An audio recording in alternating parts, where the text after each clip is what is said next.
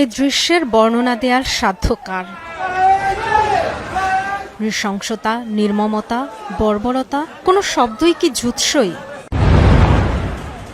সিনেমার দৃশ্য নয়, আর্টিফিশিয়াল ইন্টেলিজেন্সের ব্যবহারও নয়, বিস্ফোরণে বিধ্বস্ত ভবনের ওপর কালো ধোঁয়া, তারই মাঝে খেয়াল করলে চোখে পড়বে উড়ন্ত মানবদেহ, বোমার আঘাতে ক্ষতবিক্ষত ছিন্ন ভিন্ন মানবদেহ।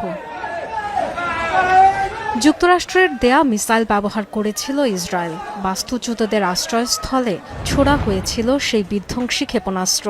এতটাই তীব্র এর বিস্ফোরণ, যার প্রভাবে এমন বিভৎসতা। স্থানীয় সাংবাদিকের ক্যামেরায় ধরা পড়া এই দৃশ্য ভাইরাল সামাজিক যোগাযোগ মাধ্যমে। এক্স হ্যান্ডেলের রোমহর্ষক এই ভিডিওর সাথে গাজার সাংবাদিক মোতাসিম দালাউলের ক্যাপশন, ইসরায়েলি দখলদারদের ব্যবহৃত মার্কিন রকেটে বেহেশতের পথে শিশুদের আত্মা আর দেহ।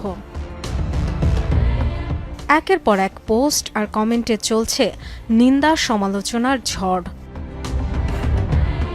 ১.৫ বছরের ইসরায়েলি আগ্রাসনে ৫০,০০০-এর বেশি ফিলিস্তিনির মৃত্যু। কেবল সংখ্যা দিয়ে তো এই নিষ্ঠুরতার গভীরতা বোঝানো সম্ভব নয়।